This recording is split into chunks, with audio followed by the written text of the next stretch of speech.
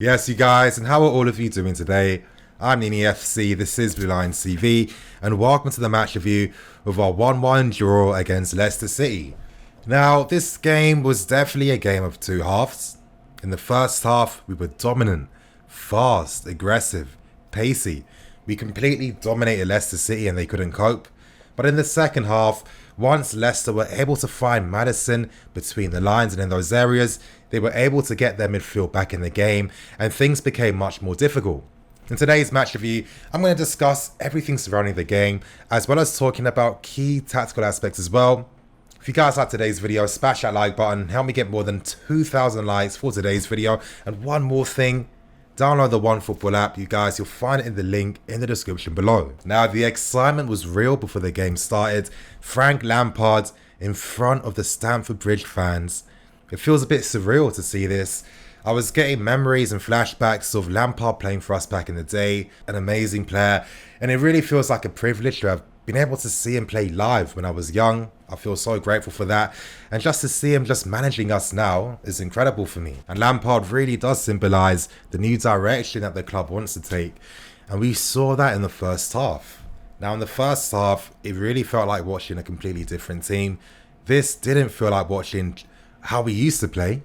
You know, we've always been kind of reserved. We've always had managers that like to be very disciplined with the teams. They like to be very pragmatic. And in today's game, it was gung-ho attack from the first minute. I mean, it was incredible the intensity we were playing at. Too fast, too aggressive, too quick. In the space of 2 minutes, we created 3 goal-scoring opportunities from Giroud, Mason, and Pedro as well.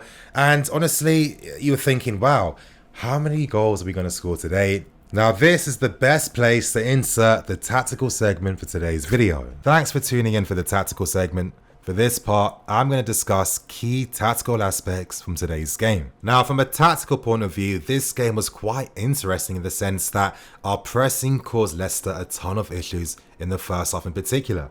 And that's because we used a very compact press, with guys like Puli and Pedro moving in field to support guys like Giroud, meaning that Mason and Kante can then support them, and then the rest of the team would follow up.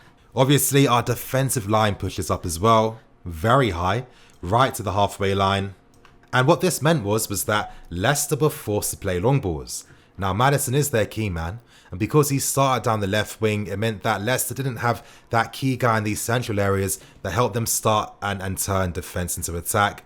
And this meant that Leicester were forced to play a lot of long balls constantly to try and find attacking players. The gaps between the team and their attack was far too big, and because of that, it meant that we had all the license and freedom to play how we want.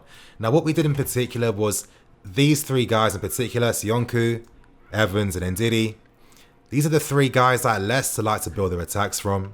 So we made sure that we created overloads against them to make sure that we win the ball in these areas and kickstart counter-attacks. Now, of course, with guys like Pedro and Pulisic in the half spaces, this allowed Mason and Kante to take it in turns to close down Ndidi. And of course, by doing this, Leicester didn't have a base to kickstart any attacks from. The only times they could do anything was in the wide areas. And as you guys can see, we constantly had 4 players around them, meaning that we overloaded the flanks. And overloading the flanks was going to be the key aspects in which we had quite a lot of tactical joy against Leicester. It happened down the left-hand side and it happened down the right. And this allowed our midfield to dominate the game, control things, and we limited Leicester's counter-attacks because Leicester didn't have those press-resistant midfield players.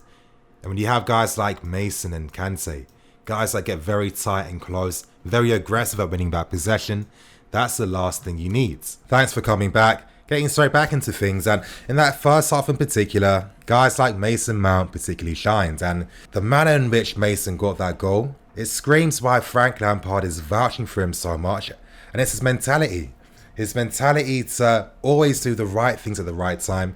You need to understand from a manager's point of view, when you have a player that does everything to a T, that follows instructions and knows how to play well on top of that as well, they become a manager's dream. And this is why N'Golo Kante has constantly been praised throughout his career, because he's a similar type of player with that mentality. And when I see Mason, I get the same vibes. Now, great play by him. You saw the pressing trigger, close down and Diddy, and there was a great finish from that as well. Playing at a very high pace and speed, to have that speed of thought in that moment, to place a shot in the bottom left corner, it was a great goal and fully deserved. And it's not the first time that we've seen Mason Mount creating opportunities for us due to his willingness to get tight and close out an opposition player. I'm just getting the flashbacks too, I've been watching Mason Mount since he was playing throughout the academy. I've seen him for years, and his goal made me feel really proud, to be witnessing his progression as a player. I can't imagine how his dad's feeling, Tony Mount. I can't imagine how he's feeling, first game of the season at Stamford Bridge, and his son scores. I mean, it's incredible. And, with Mason Mount, he's a player that can go as far as he wants, and he should take inspiration from Frank Lampard. When Lampard was young, a lot of people wrote him off, but it was his sheer will, desire, and his professional attitude that helped him reach unbelievable heights that no one ever imagined. And I think Mason Mount has that same mentality, and it's no surprise why Frank Lampard really wants to cultivate this and get this to blossom. Two other standout players in the first half, Pedro, and I'm starting to think that playing this style of football really gets the best out of him, because Pedro is very good when it comes to being reactive. In the moments where the game is very fast, he can use his quick-wittedness, his great piece of play, close control, to buy that extra bit of space he needs, and time again was constantly bamboozling the Leicester defence, and it was a joy to see. And I'm hoping that Pedro is going to step up, because we are going to need some experienced players for this season, and if he can keep up this form throughout, then I think I'm going to be very happy with Pedro throughout this season. And the other player to impress me probably throughout the game today was Kurt Zouma. And Kurt Zouma, as I've been stressing, and as a lot of you guys already know, the guy's always been a slow burner. During pre-season, he doesn't reach his full peak form until the season progresses, and maybe his body needs more time to reach peak form. It makes sense to me, but Kurt Zouma today playing in this defensive line that was very high, constantly. We saw that Kurt Zouma was constantly allowed to leave his defensive line to help close down the Leicester players out wide, and it's what helped us create those overloads down the flanks throughout most parts of today's game. And when you consider his performance against Man United, then his very promising display against Liverpool, to then see his performance right now, it's a very promising situation for Lampard to be in, considering he has Christensen, who's looking decent, Rudiger, who's close to returning to full fitness as well, and Kurt Zouma, who's getting back to his good form. It's great to see.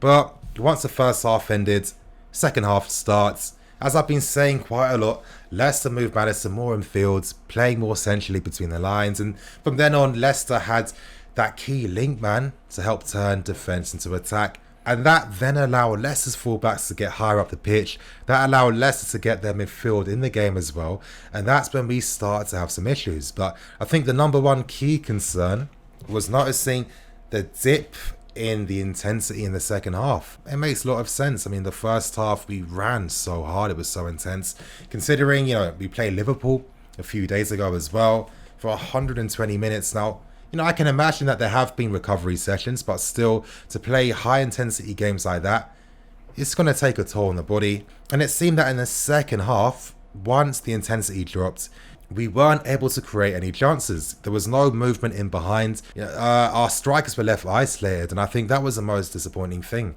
We can't afford to have our strikers isolated, because it's very hard for them to do anything. In the first half, Giroud constantly had Pulisic and Pedro alongside him, and this is what really helped us dominate against Leicester in the first half, and that's what stopped Leicester from playing out from the back. But once that dropped, once the intensity fell, it was much easier for Leicester to get back in the game, and we started to struggle a bit in the second half. Now, Lampard tried to change things, bringing on Tammy Abraham, and I was really hoping that Tammy might get some opportunities, but I've got some slight concerns, and that comes down to the fact that I'm not too sure if this team knows how to create goal-scoring opportunities for strikers that like to play in the box. Now, we've had a few strikers over our years that operate in those areas, and we've always struggled to consistently find them and create opportunities. And, when it comes to strikers like this, their movement is key. It's the speed in which they need to receive passes and balls that helps them do their thing.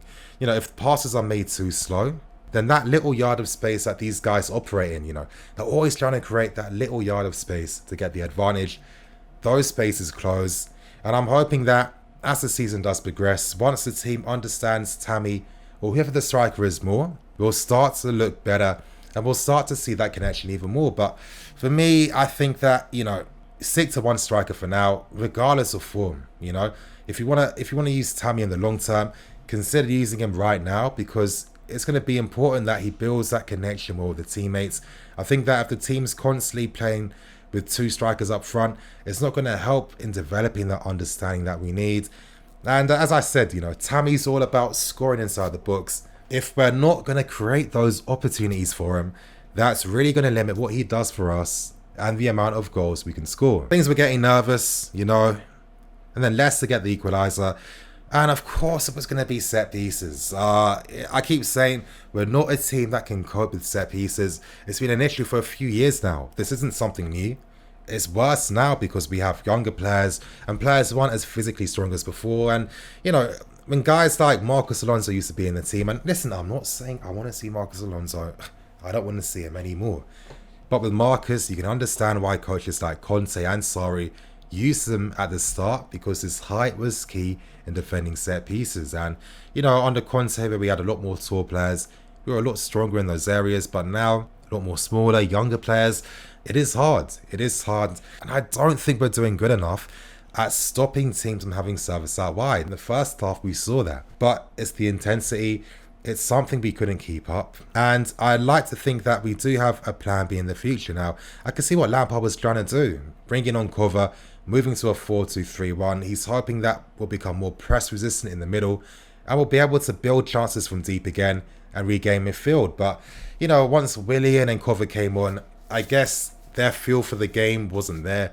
The game was at a very fast and high intensity, so I can understand why there'd be issues, but, these two in particular didn't have the biggest impact I was hoping to see. And, the minute you have players that aren't performing as well with the rest of them, that's going to affect how the team plays and how the team can create opportunities. Willian in particular, I know the guy's just returned. He hasn't played for a while, but wow, was it a poor performance by Willian? Terrible, in fact. Constantly giving the ball away, constantly ruining attacks. And I'm hoping Willian does get back into full things. I don't think he will, but we'll see. And on that note, you guys, the whistle ends. We had a few half-chance opportunities, but still, once that intensity fell, once the movement in behind stopped, we lost the midfield, we allowed Leicester to get back in the game, and things became really difficult. Now, once guys like Reece, Hudson-Odoi, and Ruben return back to the team, it's going to become very different. Very different, because they're three key players that are really going to help us as this season does progress, especially Hudson-Odoi. And I'm really excited to see what he does. He's going to bring that X factor to the team that we don't have at times. Right now, Pulisic, he can't play 90 minutes. I guess that he needs more time to get fully fit. That's okay. That's cool. But until then, it's going to become a battle of finding the right balance until key players return back to the first team. But, I saw some promise. Hopefully now, luck is going to be on our side, considering that we played 3 difficult opponents and our running now looks a bit easier. So, on that note, you guys, I'm going to wrap things up and keep things moving. In the comment section below, tell me how you felt about the game, who stood out for you, who was the key player, and who disappointed you the most. I'm Nini FC, this is Blue Lions TV. See you guys later.